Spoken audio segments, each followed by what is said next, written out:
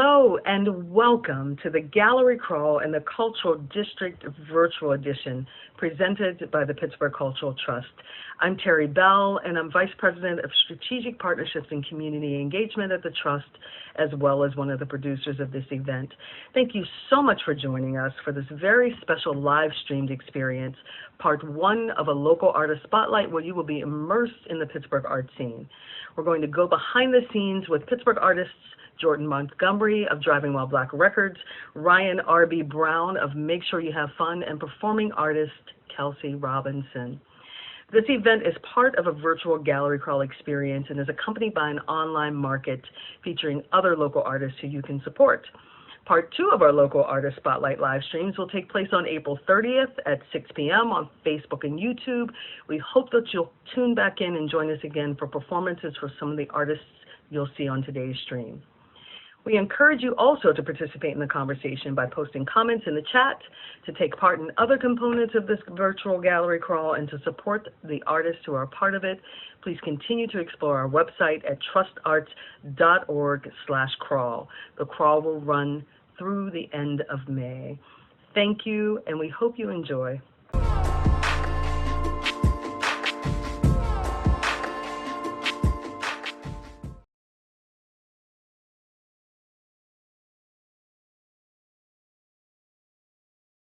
What's going on, everybody? My name is Jordan Montgomery. JM the Poet, live from the city. And we're Driving While Black Records. We're here as part of the virtual gallery call with the Cultural Trust. We're working on a new song for y'all today. Stay tuned. On April 30th, we're actually going to be performing this new song as well as a few other songs from our catalog. You get a chance to see how we create in the studio. Shout out to Roundtable for filming us. I hope you enjoy this piece of content. Peace.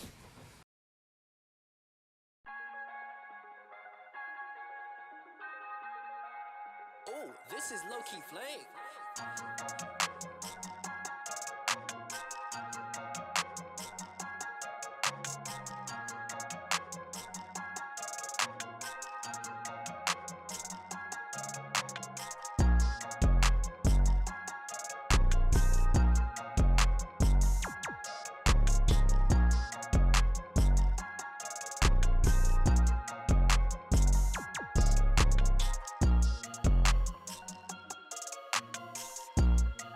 So what direction we trying to go with this song here? It's pretty like uplifting, like beat. I feel like there's a lot of bounce to it. So y'all got any ideas? For the trust. Anything for the trust? Anything for the trust? Okay.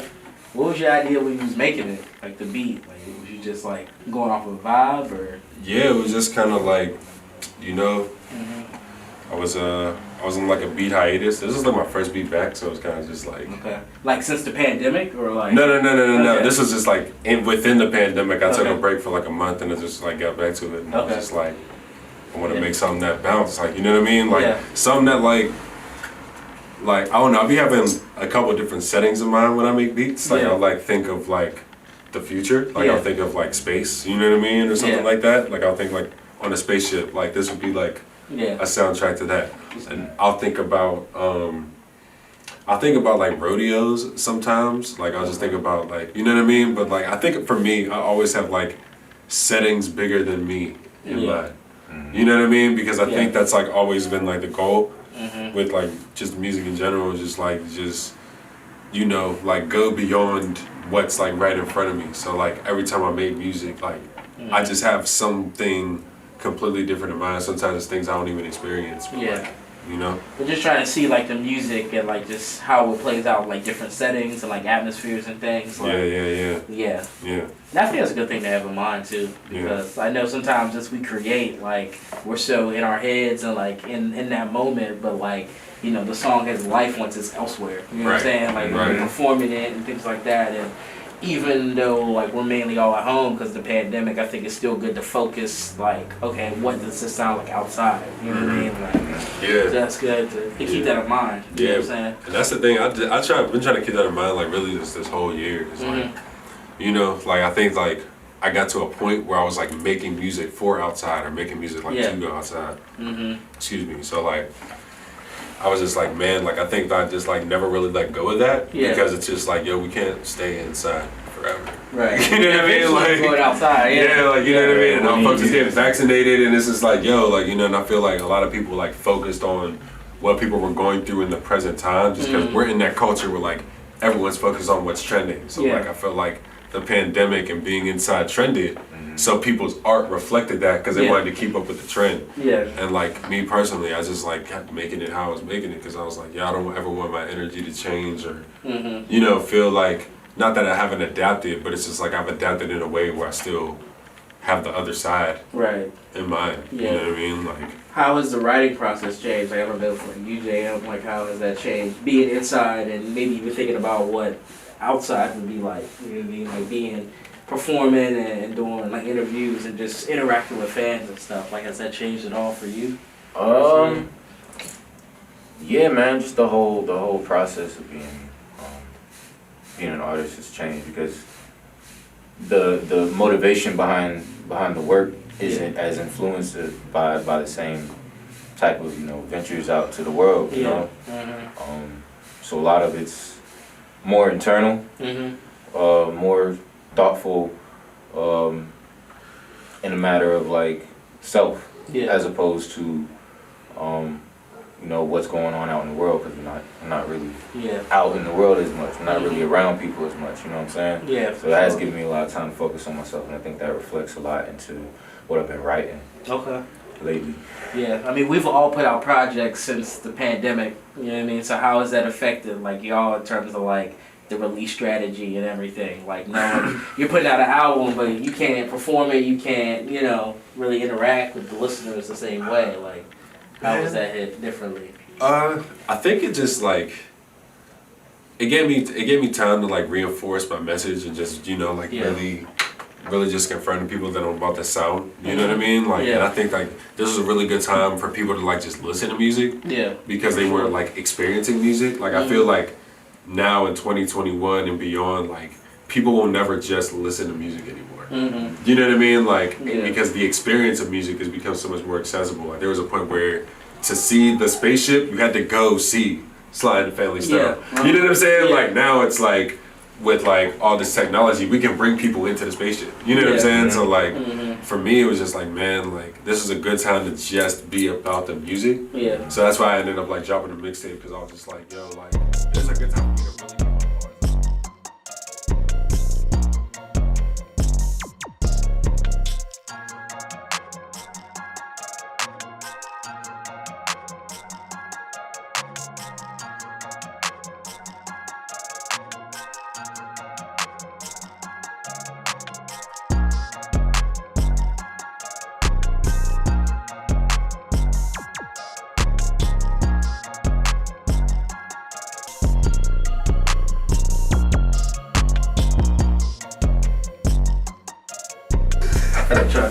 really For the trust. Anything for the trust. Ooh, anything for the trust.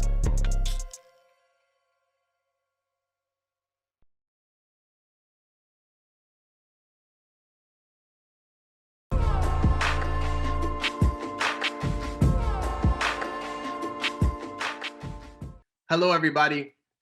If you're just joining us, welcome to the Pittsburgh Cultural Trust Gallery Crawl Virtual Edition. My name is Ron Brown, founder of Make Sure You Have Fun. And in this segment, we're calling it Performing in a Pandemic DJ Edition. Thank you all for tuning in. And we're super excited to be shedding light on 3 DJs that have all taken it upon themselves to learn and to continue to perfect the challenge and craft of live streaming during the COVID-19 pandemic. It's 2021, and in this conversation, we want you to hear firsthand how DJs here in Pittsburgh and around the world have navigated these uncertain times by creating their own identities in a wide and diverse world of live streaming. Today's show, we're joined by 3 DJs that we're huge fans of and have worked with on a bunch of different occasions, on a bunch of different events. Let me introduce you to our panelists.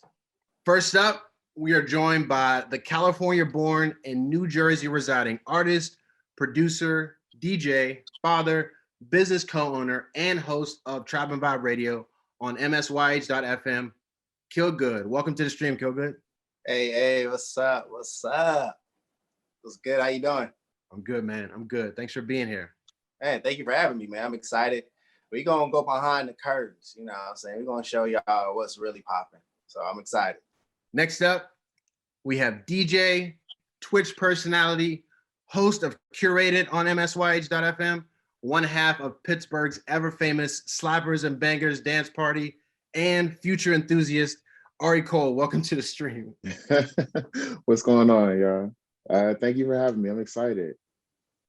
And last but certainly not least, we welcome the 2019 Goldie Awards DJ Battle Champion, Red Bull 3-Style finalist, four-time Drummer vs. DJ champion, and Drake Night All-Star DJ ADMC. Hey, what's going on, everybody? Thank you so much for having me. RB, it's a pleasure. And Pittsburgh Cultural Trust, I am excited to be here. We're happy to have you. So how long has everyone been DJing, and how did you get into the art form for people who don't know who any of you are? All right, yeah, let me kick things off. I've been DJing for 10 years, since 2011. This is my 10th year. Got some time in. But what got me started was going to raves in like 10th and 11th grade, seeing Deadmau5 and like Cascade. Being there was just like was something that I could never replace, and it just inspired everything else. And I wanted to be that guy playing that music. I wanted to be that guy on stage, you know. So yeah. Yeah, I got started DJing in like my first gig was 2015. But before that, I had been to a couple of parties. I tried out graphic design. That's what I went to school for. Didn't really get a job in it, but I knew that I always wanted to keep the creativity going. So after going to a couple of parties, I thought, all right, let's try it out. So I watched some YouTube tutorials and, you know, took some tax return money and bought my first controller. And I spent a year practicing, and eventually I felt comfortable enough to ask for a bar gig. And so the rest is history, basically. I got that gig in 2015, and since then, I've been doing Slappers and Bangers and weddings and competitions and all sorts of things. So it's been a great journey.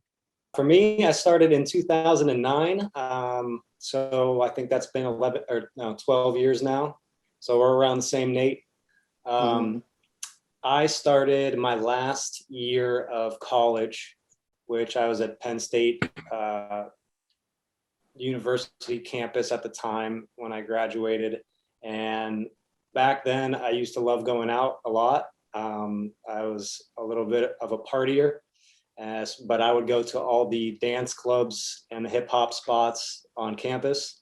And I just really enjoyed, you know, how the DJ would control the room and control the soundtrack of the night for all the people there, you know, having a great time. And music has always been a part of my life.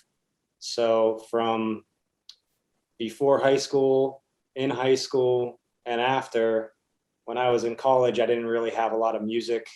You know, I wasn't doing music, but I loved it. So when I found out that I could, you know, try my hand at DJing, as soon as I got all the equipment, I just fell in love with it. Bring our audience into how life was pre-pandemic as a DJ. So not now as we see it, but how was life before the pandemic hit? You know, what spots were you DJing at? What type of stuff were you doing? Yeah. So pre-pandemic, man, I just remember driving around a lot, trying to find another gig or venue to just curate and put together my own events. I know that was a big thing I was trying to do, is create my own events. I was just trying to hit that home run. There was a lot of DJs in a lot of spots, so a lot of spots were taken.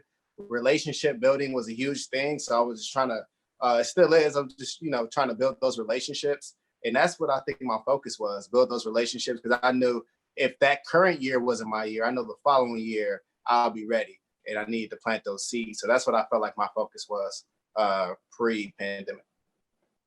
Yeah, pre-pandemic, in 2019, I had just made the jump to full-time DJing. And for 2020, I had built relationships just like Kilgood was doing and trying to do. And I had residencies at Umami, Brillo Box in Bloomfield, New Amsterdam. I just started a new residency at Spirit. And I also was actually a teaching artist for the Cultural Trust, teaching DJing. In addition to that, I was freelancing with a company called Fireside Events. They would throw me weddings or just set up sound for conferences and stuff. So I had a very full schedule. And once the pandemic hit, some of those entities did not make it out. They don't exist in the same capacity anymore. Some of them are closed. And then also there's just the general feeling of social responsibility and not really wanting to be the one to throw a party that gets someone's grandma sick. So yeah, that was pre-pandemic life. It was fun and it was moving, it was fast paced. It was all the time, just out of the house. Great answer. Great answer. Adam? Yeah, I agree with everything that's been said. Pre-pandemic was pedal to the floor. I mean, for me, it was starting a lot of new beginnings. After the 2019 Goldie Awards, I was starting to travel more. The residency that I have in Pittsburgh at Belvedere's was doing very well. So every weekend I was there, and I would be traveling probably around 2 times a month to different spots in the US to DJ. So yeah, it was busy, to say the least. I know we can all really agree on that. Before the pandemic, I think everybody was finally getting into their groove of what they, were out there to get, and things were rolling, things were going smooth. And then the world stopped. So, yeah. Cool. So it sounds like, for everybody, life was moving, people were booked, busy, buzzing around. But how have those venues been affected that you were hosting these events at? How they've been affected in COVID times? Yeah, the venue I was DJing at is a restaurant. They got hit pretty hard instantly. They cut the entertainment. They were obviously trying to save money. They didn't have a lot of traffic coming in, so they were just trying to stay afloat. Ultimately, it didn't shut down. There were some other venues that shut down, but this one that I was, pretty consistent at didn't shut down. They're still rocking now. They still have some outside events going on, and people love it. So I'm glad that they stood strong and made it through. The way the gigs dried up and the way that venues started to close was really, really interesting. One venue that I throw my main party at, they closed completely. But I also watched a lot of concert venues close, and those concert venues were really important because they brought in artists that I played at my party. And so those were opportunities to, if an artist was coming into town, you could throw a party based on that artist. And then people who were going to that party, that artist event, so it was a relationship. The venue, a couple of venues, big Pittsburgh venues had shut down. And then we also had my main spot shut down. But then I had a restaurant gig like Kilgood. The capacity rules made it so that it was almost pointless to have a DJ. And so they no longer needed me. I mean, of course, they wanted me to be there. And I've done a couple of live streams where they aired my stream over their speakers.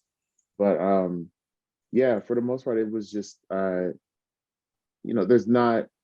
there's a want for DJs, but the money's not there and there's not a need. When you're at 50% capacity or 25% is what Pittsburgh got down to at one point, that extra money does not allow for a DJ to pay a DJ.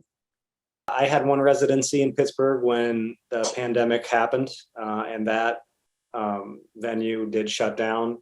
Actually, they shut that down the weekend before Pittsburgh actually made it mandatory.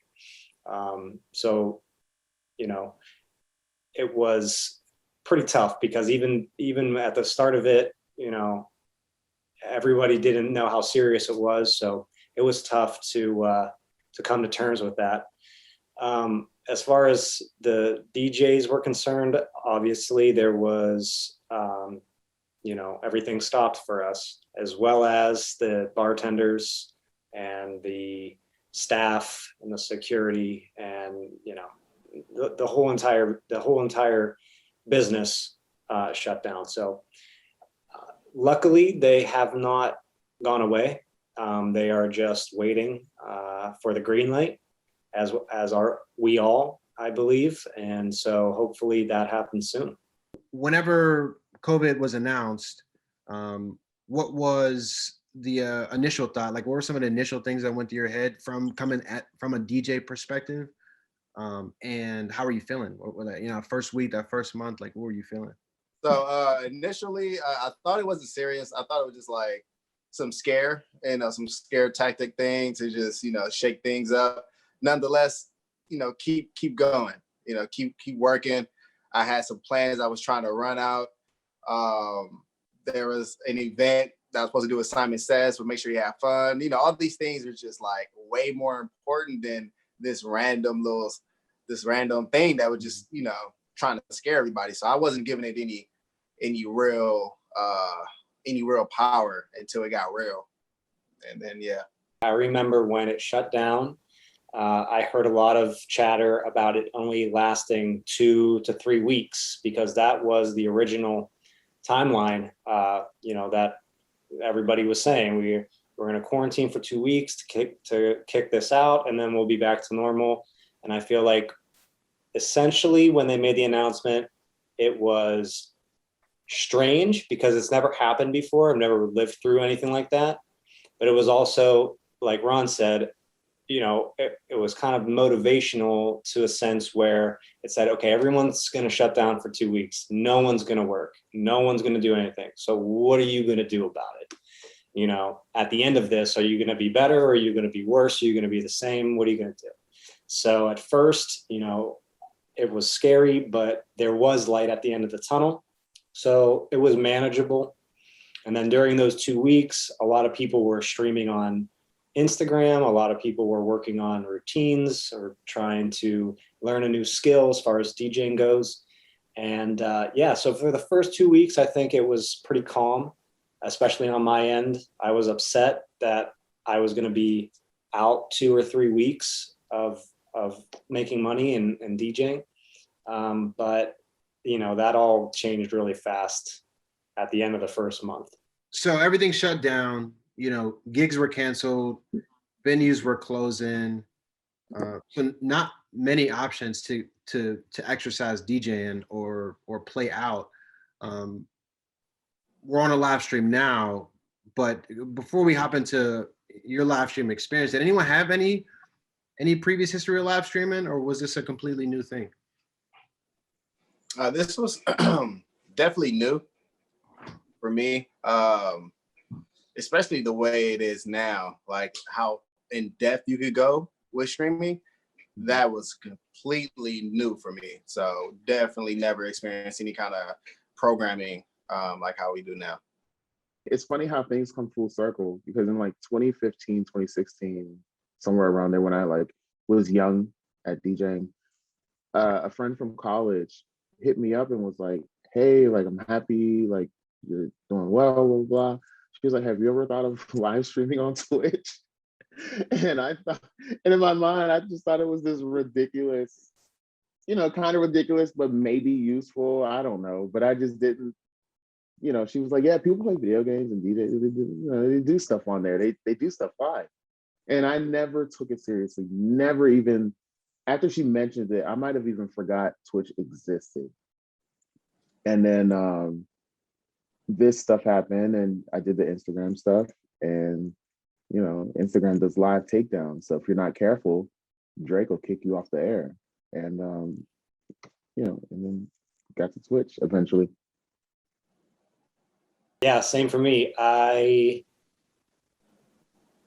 knew about live streaming on Instagram, but I had no idea that Twitch existed or there was a platform for this to even happen. So yeah, I mean, there's a long story about when I heard about it and when I finally, got to streaming, but I did not do any kind of streaming before the pandemic or even knew about it. So it sounds like everybody on this panel had no experience in live streaming prior to COVID-19 becoming a thing. So what drove you to learn it? In my experience, not every DJ got onto live streaming for several reasons. Some weren't into it, some haven't even tried it. But what drove you personally to want to learn how to live stream? Yeah, man, good question. Honestly, if I could really break it down, it was like a kid situation. I felt like a kid again. I didn't think too deeply about it. It just seemed dope. I was like, damn, this is tight. I'm there. It just got me. It was that easy. I'm already, conditioned to teach myself things. So I was like, okay, yeah, let's go on YouTube, figure it out. We roll it. It's easy. This is the new place. This is awesome. Let's figure it out. And then as my friends and my peers were telling me more and more features about, streaming and stuff like that, I was like, this is super cool. I was like, this is it. So that's what really just got me in, and it kind of kept me enthused to learn more and more and more, because I just wanted to do more. It was dope, and I just wanted to be part of that.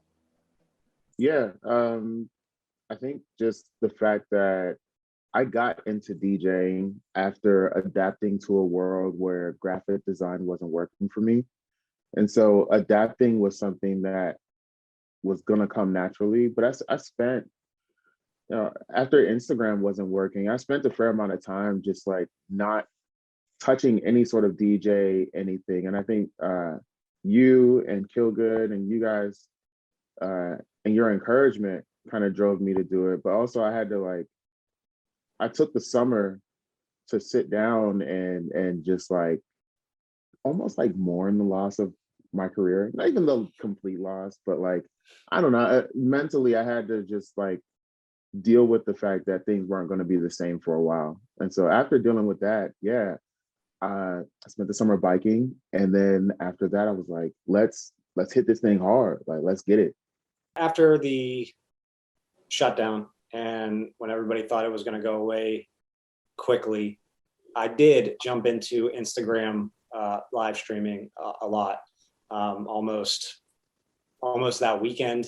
I bought the little sound card that everybody was using at the time. Rolling. Yeah. And then I just started to do that.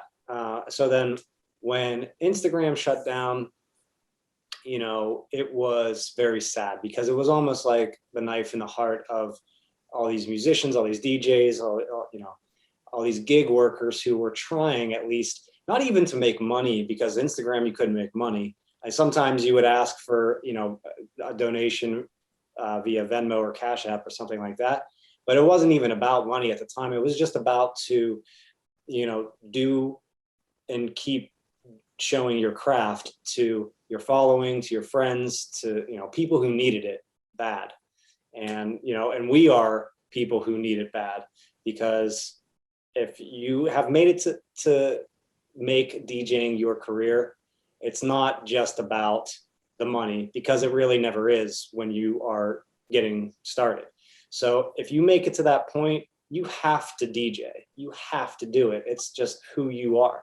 So for me, after Instagram shut down, my motivation to get streaming was I saw a lot of heavy hitters in the DJ industry moving over to Twitch, and it looked better, it sounded better, and as a bonus, there was a way to monetize it. So as soon as I realized that, and I knew I could keep DJing for myself and then also help, my family, in some sort of monetization, I was there instantly. It took a lot of build up to learn it. So there was definitely a learning curve because it was not as easy as Instagram was. So if it weren't for the new gear that I had to buy for streaming and the new knowledge I had to learn to be able to stream, I would have been there a lot sooner. But yeah, just the fact that I could still DJ, I could make a little bit of money doing it was, you know, all I needed to hear for me to go straight to streaming. So there are a lot of different platforms to stream on. You know, everyone has their preference, but I wanted to hear from each one of you, which streaming platform has been your favorite and why? I'll say my favorite is Twitch, but I'll say Instagram is where I'm at. That's my hood. That's my block.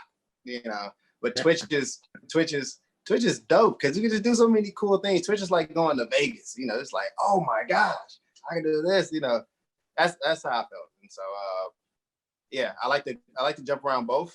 I'm a little bit more comfortable on Instagram. Just have more time there. But I 100% optimistic to, you know, having Twitch be my baby. You know, so yeah. Twitch is number one for me. I've done Instagram, I've done Facebook, and I was in a festival that streamed on YouTube. But overall, I mean, hands down, Twitch has been the best. It's been the best in terms of just like branding of a specific platform. Like Twitch is for live streaming. YouTube is everything. YouTube, you can watch a guy fall on his face. You can watch Mark Rebele live stream. Like, but Twitch is like devoted to it. And once you get to the platform and you start to master it a little bit, you get to give people an experience that you know is unique to the platform. 100% true. Adam, what's your favorite streaming platform and why? For me, it's 100% Twitch now. That's just the way it is. You know, there was a lot of people trying to jump on the streaming train, and Twitch was just set up for it. Twitch was set up in every single way that you could want in a streaming service. It's just how it is now. It sounds like everyone is a fan of Twitch. How has that allowed you to stay connected with your audience? Twitch allowed that raw connection to pop off again. So that chat is everything, right? And Twitch allowed me to see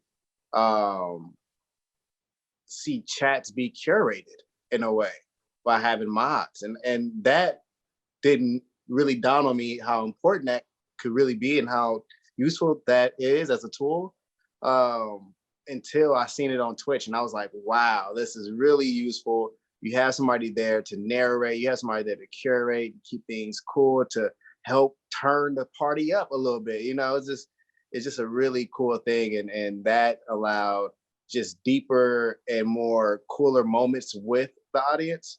Allows for cooler, like me and you, RB, we try to do games with our audience and stuff like that during our streams. And it's just really cool stuff that you can do on Twitch. And it wasn't until I got on Twitch that I knew I can do that and take that to the next level. One, it helped me stay active. You know, there's a certain muscle memory you have when you DJ, and when you take breaks, extended breaks, it gets harder from digging for music to the way you present it to the people. And so Twitch streaming has helped me stay more current in a time when I'm listening to a lot of podcasts. And it's helped me reach more people or different people than what I would have. There's a lot of the people who came to my parties do not watch my stream. And vice versa. A lot of people who don't like the party watch my stream. And so it's helped me reach more people. I have a viewer in Japan who comes through every week. And so it's helped me reach new people. It helped me connect to the people who are with me already. And it's helped give me ideas for how to take the stream and to take how to take DJ life farther. And so it's just a cycle of giving and taking that has really benefited. To get my audience over to Twitch was a challenge. I used my following from Instagram and from Facebook to really promote my Twitch channel.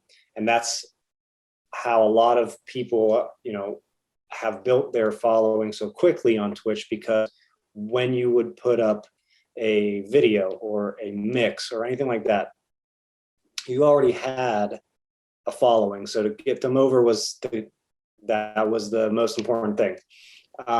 So to stay connected with them, to let them see what you actually would do, in a DJ event is something that a lot of followers or, people that would view the videos that I did would never get to see. They would always say, I wish I could see you play in a club or play, at one of my parties or something, whatever it is. And so it's actually helped build the community more, because now they can actually tune in whenever and wherever they are to see not just me, but any DJ, rock a set. And the sets that we're doing, a lot of them are sets that we've done in the club or in a bar or whatever it is. So it's actually not to be connected, but it's actually helped increase, the community and the followers, which I think is a great thing. And which is why I think streaming is here to stay, even when things open up 100%. Great answers.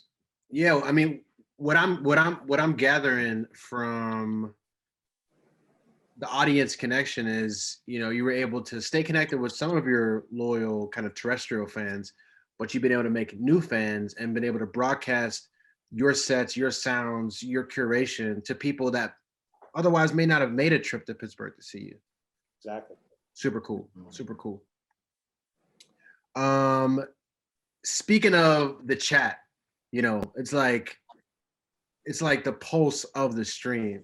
So like, just real quick, if you could let the audience know, for people that are watching that haven't been on Twitch and really don't know how the chat works, what's either the funniest or most surprising thing that has happened inside of your chat specifically so far on Twitch?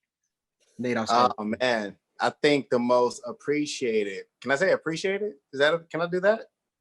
Oh, you could do whatever you want. Do that? Yeah. All right. Yeah. My mom shows so much love.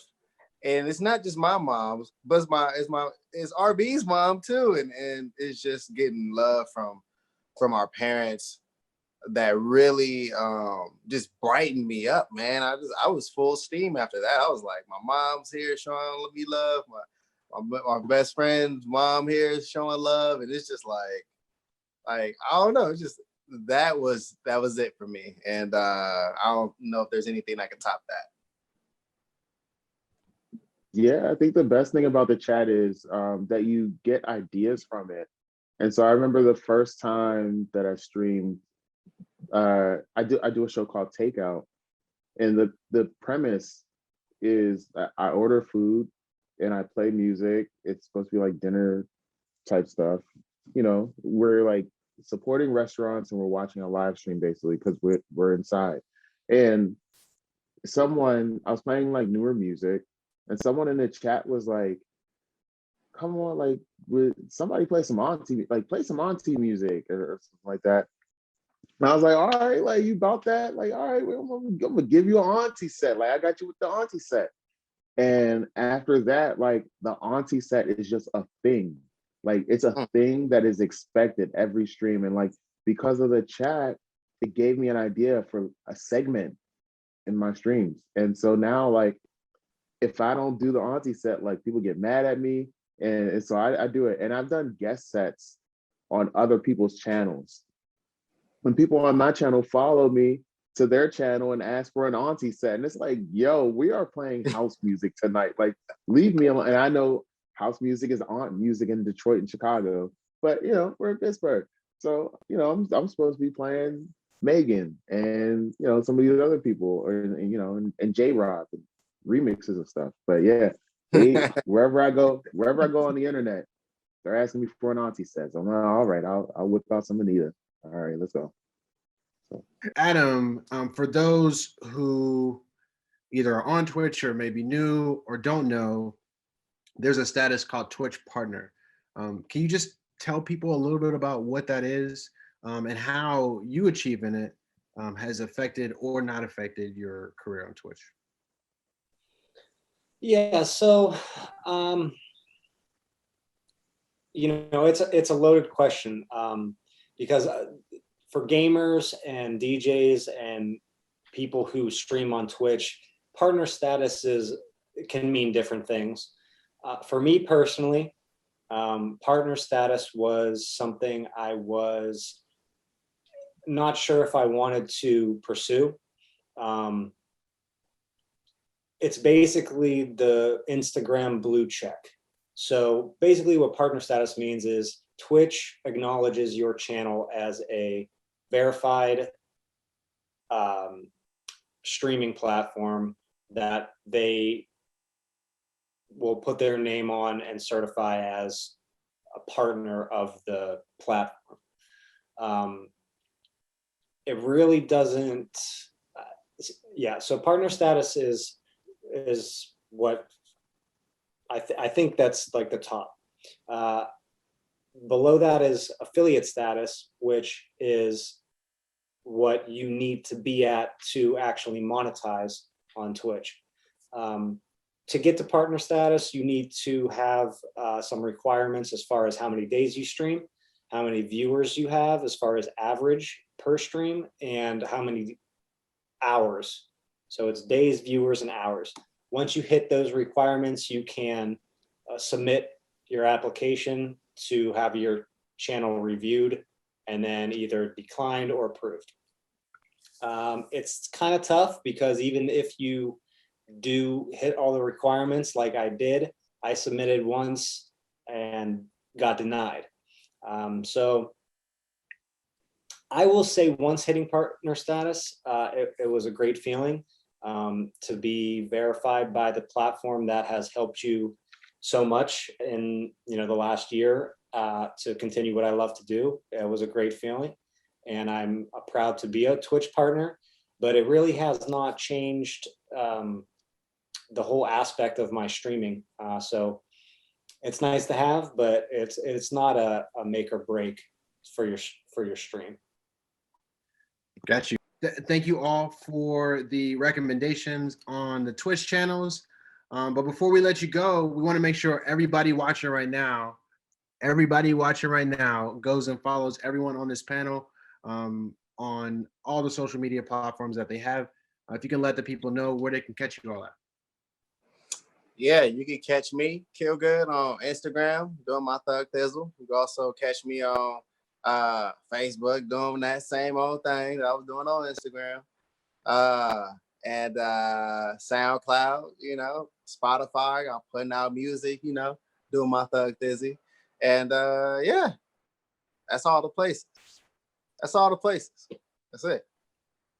I'm mostly active on Instagram, Twitch, and sometimes TikTok. But those are all the same handle. It's that's THE Ari, ARIE _ Cole, that's COLE. So THEARIE _ Cole, COLE. And yeah, it's a good time. And I think it's worth it to follow me on there because at some point we're going to be back outside. So at least you know me from the internet. Come see me in real life when you're vaxxed. Hey man, double vax. Pfizer gang. You can follow me at DJ ADMC on pretty much every platform, but my two major outlets are Instagram and Twitch. and those are both at DJ ADMC. And to give you my schedule for Twitch, I stream 3 days a week, Wednesdays at 8 p.m., Fridays at 9 p.m., and Sundays at 6 p.m. Hope to see you there. Man, thank you all so much for tuning in to this panel conversation. We could easily talk about all this stuff for hours. I'm really glad that they were able to share all of their experiences, all their processes, their journey into streaming with everyone. If you are a DJ, hopefully you learned something, learned a little bit about your process. And even if you're someone who are just, interested in live streaming, hopefully you can be better aware of just how much time and energy and thought goes into each stream. Thank you to Killgood. Thank you to Ari Cole. Thank you to DJ ADMC. I really appreciate you for taking the time and sharing all that. On behalf of the Pittsburgh Cultural Trust, on behalf of Make Sure You Have Fun, and myself, we thank you. Please be sure to support these artists, both in-person events and live stream events. Hit them up, hire them. All the bookings mean a lot to these guys, so please support them where you can. Okay, Pittsburgh Cultural Trust Gallery Crawl Virtual Edition. Be sure to stick around right after this for a deeper and more detailed look inside the life of a streamer with Killgood. Up next in Behind the Stream. We'll see you there.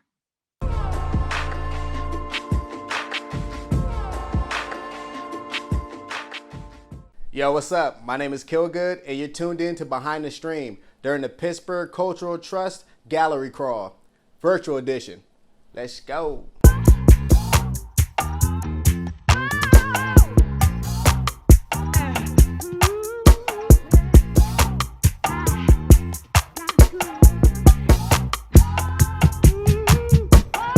Woo! Hey, welcome back.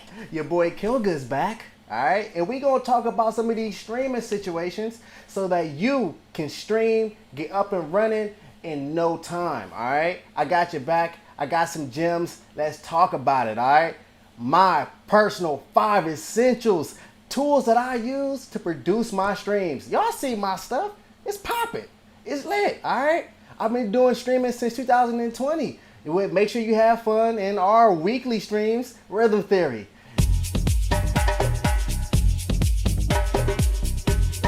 That joint was lit, all right? It wasn't always lit.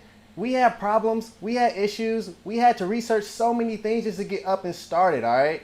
And so, again, we're gonna share some of these gems with you guys. We're gonna share some of these essentials. Come get them, because we got them. Come on. All right, we're gonna start this thing off right. My number one top freaking essential is my computer, the brain, all right? Not my physical brain, but this is the brain behind operations, all right? This is my 2015 15-inch MacBook Pro, okay? 16 gigabytes of RAM. It has 1 terabyte SSD drive for storage. It has 2.8 gigahertz Intel Core i7 processor, right? Only paid $900 for this bad boy, and it's a freaking hog. You know what I'm saying? It does everything. I'm producing, making music, editing videos, all kind of stuff, streaming, everything, you guys, and I didn't come out my pocket so much money. I mean, $900 is definitely doable, you guys, and this is gonna last me, all right? Some of y'all may be asking, why would I go with 2015? Well, if you know better, you can still customize your MacBook Pro within this year. Some of the newer models, you're not able to customize like you used to, all right? And if you're like me, I want to get under the hood and make it beastie, all right? So that's why I chose this, and this is why this is my number one top essential, all right? Let's move on to number 2. All right, so up for my next essential, it's my Sony a6000, man. This joint is a beast, okay? This guy wasn't expensive at all, okay? I paid about $300 for the body, another $200 for the lens, spent about $500 total. You guys can probably find this Sony a6000 on Facebook Market for anywhere around $300 to $500 in price, which I think is very doable, right? So the Sony a6000, reason why I chose that, because I was really interested in the mirrorless system. It's also 24.3 megapixels. It does really, really good in low light. That was a really huge deal breaker for me. Like, how well does it do in low light? Knowing that I'll be inside the house and stuff like that and streaming indoors, I knew that the light situation would be, you know, a thing. So I need a camera that could do really, really good in low light, and this guy does amazing in low light. Autofocus is very fast. It does a great job at that. One thing that I didn't like, that I found out a little later down the line, was the battery life on this guy for streaming was not good. And I ended up buying a power supply pack as well. It cost me anywhere around like $25 on Amazon. And this allowed me to have continuous power all throughout my streams. What was happening beforehand is that I would stream and then my battery would die.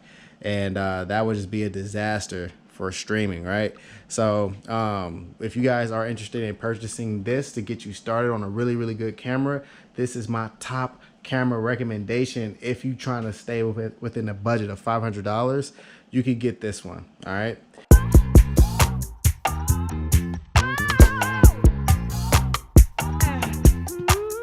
All right, let's move on to the number 3 essential. It is the Elgato HD60S Plus. All right, I don't do any streaming without this big boy right here. All right, it's actually not big at all. It's really small, but this is my capture card, you guys. All right, this allows me to stream at 1080p, 60 frames per second. Just a straight beast, low latency, easy plug and play. I needed to buy an extra adapter, so I did that. And then I'm able to plug right into my camera, okay? From there, goes right into the capture card, and from the capture card, plugs into, yeah, USB right in there, all right? So very easy.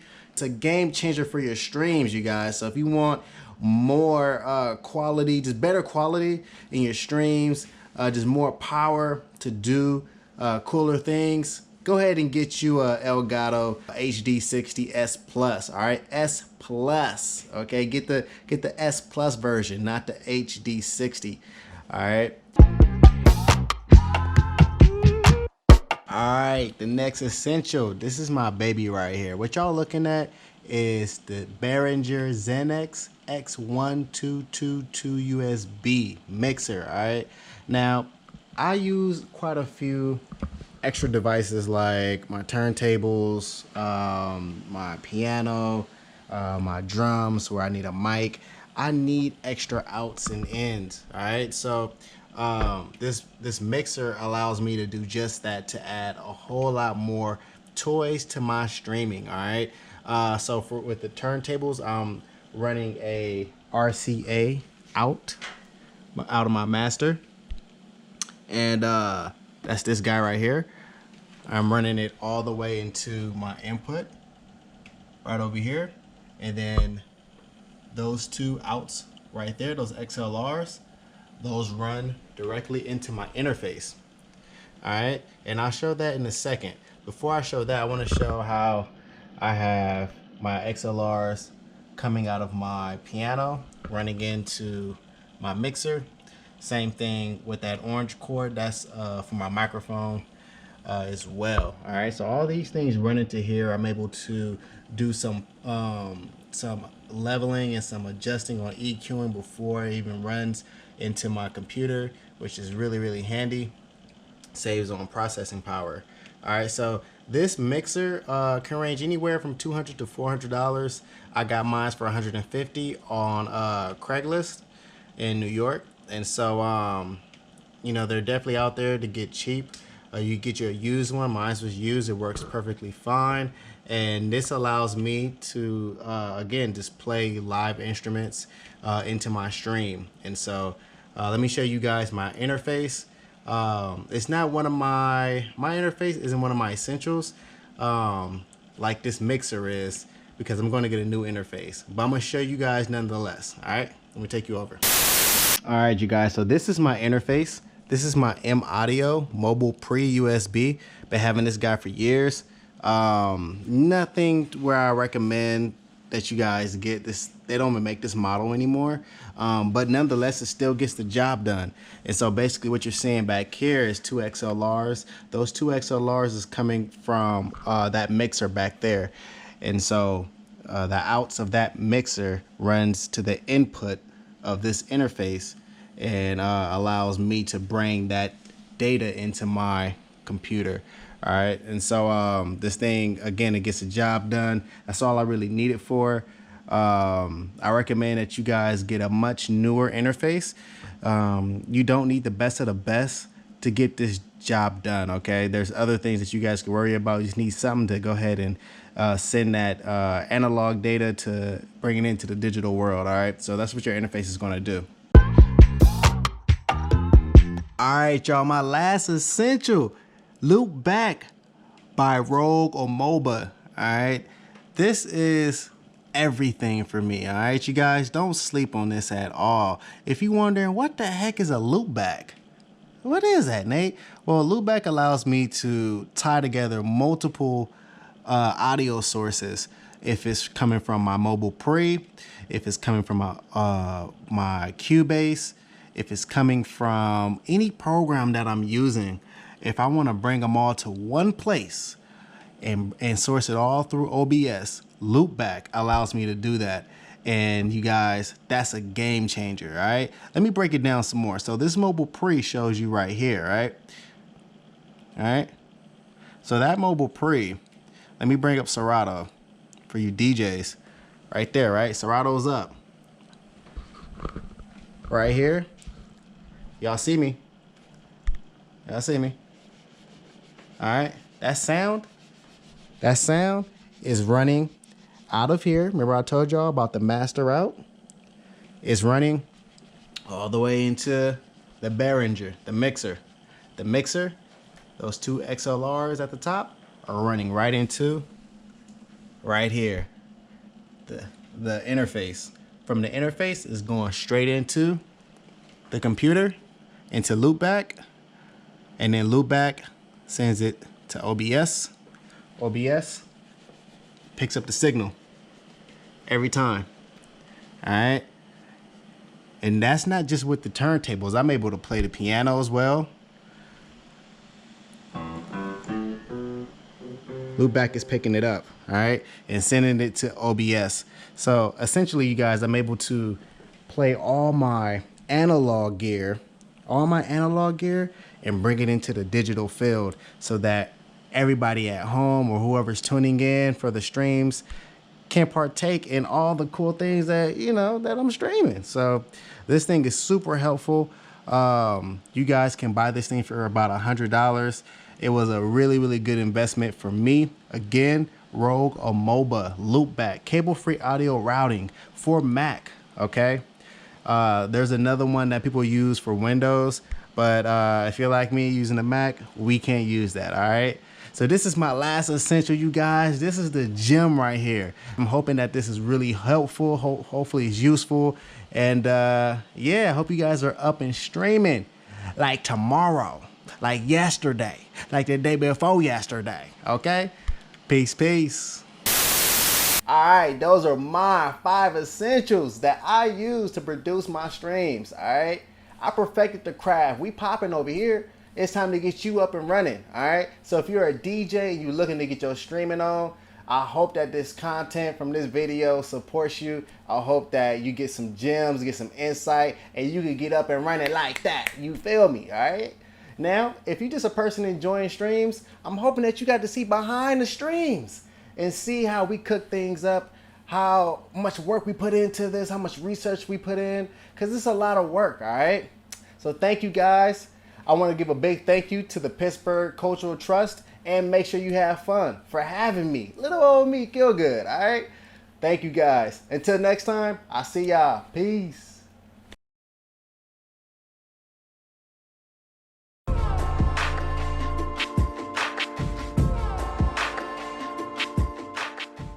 Hello, my name is Kelsey Robinson. I'm a performing artist. I'm a theater maker.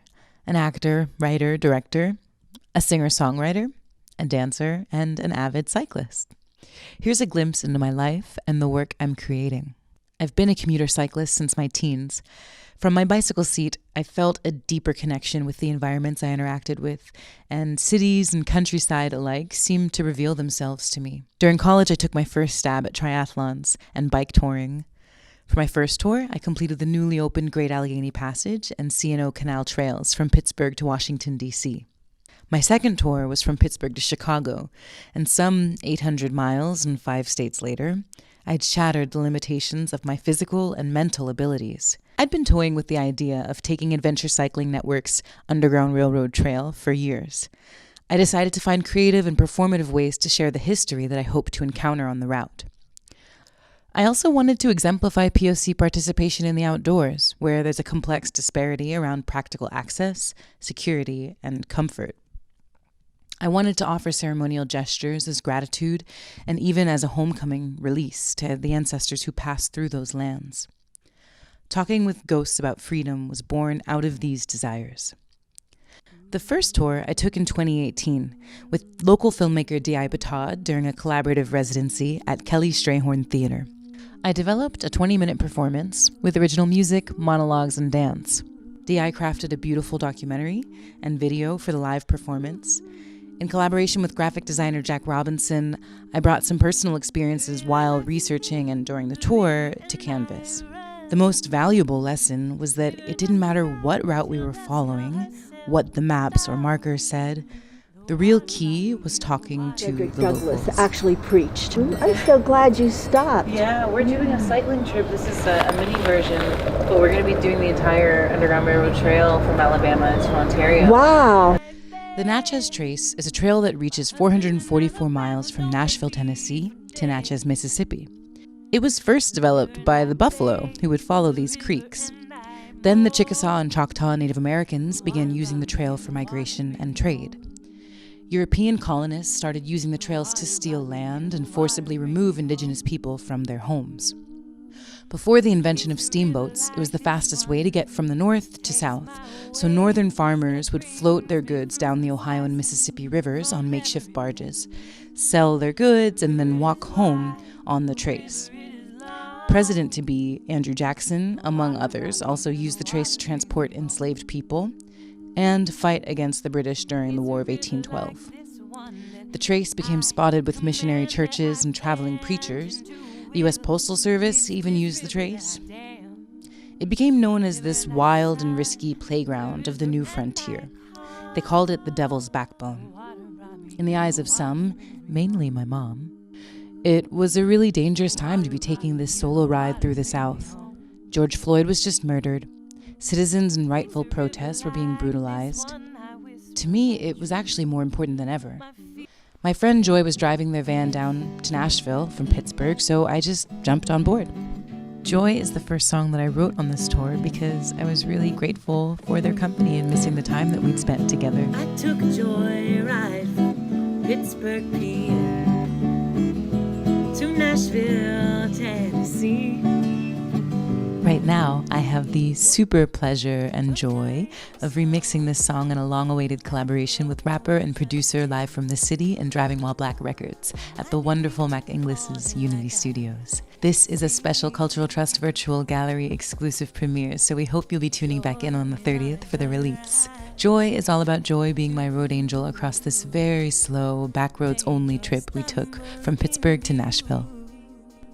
On Juneteenth, Joy and I visited the John Rankin Safe Home, a major Underground Railroad sanctuary on the border of Ohio and Kentucky. It's here where Harriet Beecher Stowe was actually inspired to write Uncle Tom's Cabin. And on this day, Juneteenth, families were picnicking and celebrating Black emancipation, a holiday that still remains to be federally recognized. I kept coming across these signs honoring the adult children of some European man and a Native American woman that never was given a name. She was sometimes the daughter of some chief who had a name, but most often referred to as an accessory to this European man. In reoccurring dreams, the river woman sings to me, but she once did. The dams of horse and coerced her voice to a hush numb. No peace while they tear at her. No treaty can restore the pull of her melody so free.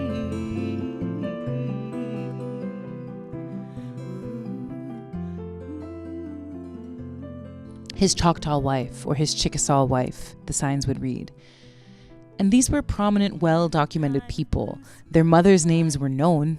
They were just considered to have no value. This inspired my song, His Choctaw Wife, which, as a multiracial person that also has Choctaw heritage, this really bothered me. I empathize with this existence as a world bridger. Another sign I saw along the trace that inspired a song was this mural reading "Greetings from Collinswood." The song starts, "Greetings from fill in the blank," as I was growing accustomed to sending updates and love notes back home to the friends and family I was missing while on the road. Greetings from fill in the blank. After a while starts to sound the same. Loving on you, I'm missing you.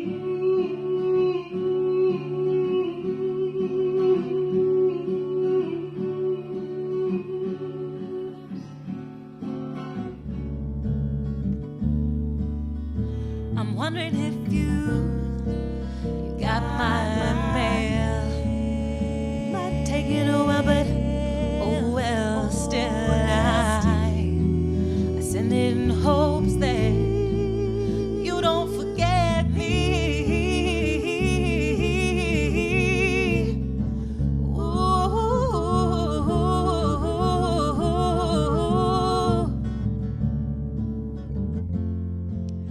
Meet me on the Because of COVID, all of the campsites and bathrooms along the trace were technically closed, but I found myself at home in this wonderful nook called Glen Rock Branch. I stayed a couple nights in my hammock out in the open until the forecast called for days of pouring rain, at which point I took shelter under a giant rock for a couple of nights. I ran into the nearby town of Collinswood, where I found this beautiful mural. I charged up my electronics at the visitor center and got a great tip about local legend Tom Hendricks, coincidentally the son of a Scottish man and a Chickasaw woman. His Chickasaw great-great-grandmother walked home from Oklahoma, where she was shipped after witnessing her father being murdered by a white invader. In his book, he tells her story as the reason behind building this labyrinth over his lifetime out of 8.5 million pounds of rocks. Collinswood is also the town that led me to Muscle Shoals, Alabama. Muscle Shoals sits right on the Tennessee River, which the Choctaw refer to as the Singing River. The Choctaw women would actually fish for the mussels in the river, feeling the shells with their feet, hence the name Muscle Shoals. One night, while making an instant dinner lakeside with my friend Simon Howard, who drove down to meet me, we ran into a nice man, his son, and his dogs in the park. I told them we were excited to be in the area and learn about the music history related to the Swampers, the session musicians who created the famous Muscle Shoals sound at Cypress Moon, Fame, and Wishbone Studios. This man goes on to tell me that his son is actually a recording engineer and has a studio in the old Muscle Shoals studios. We were so excited to tour the studios, elated when he asked if we wanted to play, and completely beside ourselves when he asked if we wanted to record. Here we were, surrounded by receipts, posters, and platinum albums by Etta James, Aretha Franklin, the Rolling Stones, Cher, Paul Simon, and I was being granted the opportunity to record a song I had recently written as a tribute to George Floyd, titled "Move Forward."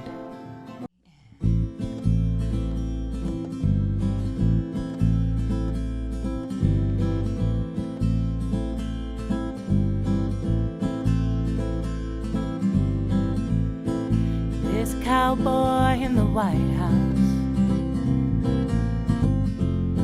threatening to shoot my people dead, getting high off, keeping us down, sure ain't fit for president, sure ain't fit for president.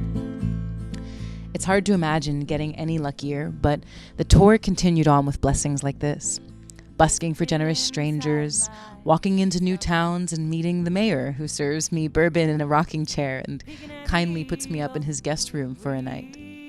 Even in a town like Clinton that is trying desperately to face its past of wealth established via slavery and important Reconstruction era history, you have these major moments of disconnect. On the front page of the local paper, we see the building where James Caldwell, a man who was born enslaved and became a senator, was brutally murdered. Below is a teaser to a center page story on the local BLM protests, but there's no mention of Caldwell in the story above about this property. Or the preeminent local antebellum historian prints this kind of nonsense as if it's facts. Slave owners in Clinton and Hinds County coped with the moral aspects of slavery by embracing an attitude of paternalism towards the individual black slave. This attitude grew out of a necessity to morally justify the system of exploitation. Planters knew fair treatment resulted in a productive slave. It was in their interest to reward slaves for good work, but also punish when the slave did not obey. This paternalism encouraged kindness and affection, but it also produced cruelty and hatred. Paternalism developed over a period of time. It protected master and slave from the worst tendencies inherent in their respective positions. Fundamental to paternalism was the whites' belief that slaves were like children, not emotionally developed. It was the responsibility of slave owners to protect slaves from their own base instincts. The most effective way to civilize the black was slavery. Can we move forward, forward?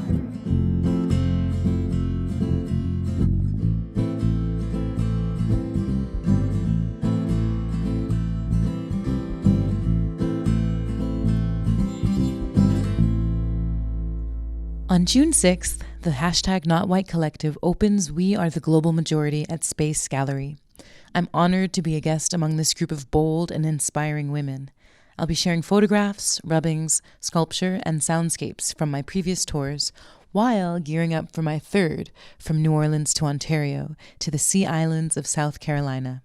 After a year of relative dormancy and working away without any public review, finally having a chance to share this work and play these songs out in public is the most gratifying thing ever. With help from my friends, the extraordinarily talented Bryce Rabideau and Jason Rafalak. Serenading the seniors at Reformed Presbyterian Home. And just down the street is this incredible public installation by young artist Jalen Achilles, paying tribute to local Negro League greats. It was really special to visit this site for a couple reasons.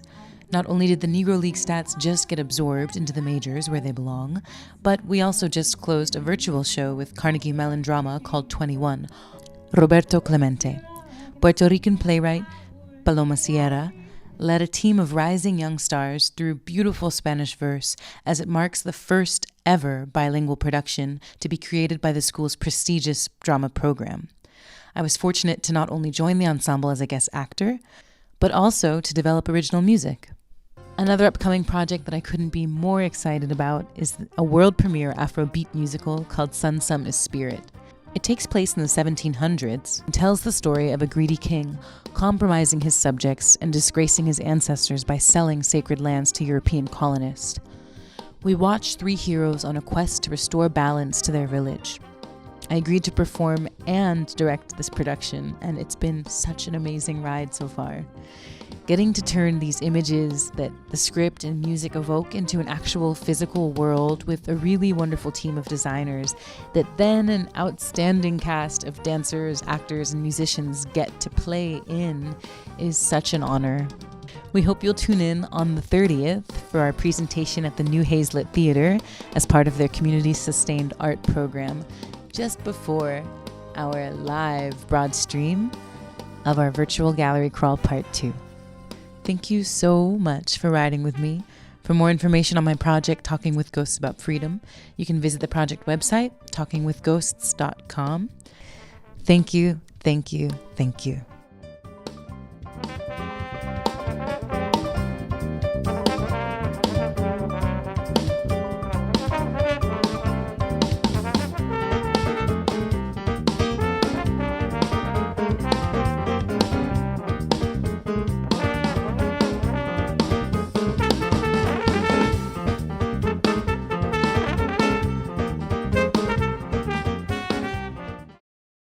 We hope you've enjoyed this special live stream event going behind the scenes with Pittsburgh performing artists.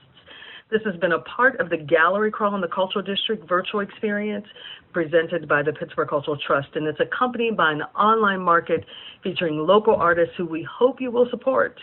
We also hope that you'll join us for part 2 of our local artist spotlight live streams that will take place on April 30th at 6 p.m. on both Facebook and YouTube.